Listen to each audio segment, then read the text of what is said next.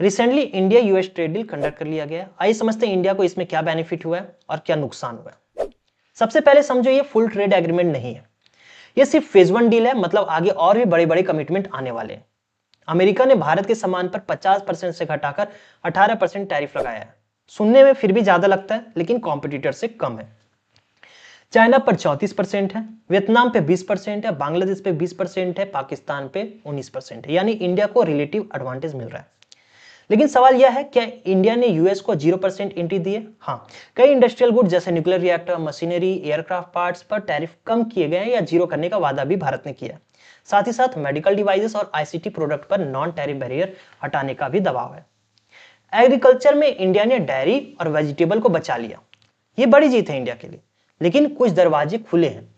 Animal feeds, tree nuts, Washington apples, wine and spirit, इससे local producer को competition मिलेगा।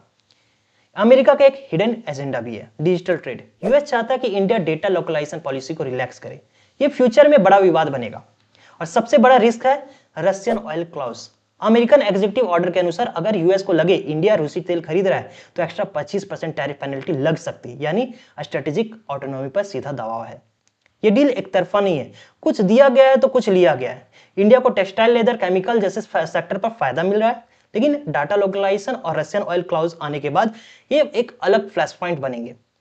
आपको क्या लगता है, ये डील विन है या एक हिडन ट्रैप है? कमेंट में बताओ। और ऐसे ही शार्प ब्रेकडाउन के लिए इस चैनल को सब्सक्राइब करो अगर यूट्यूब पे हो तो, और इंस्टा पर देख रहे हो तो फॉलो करो।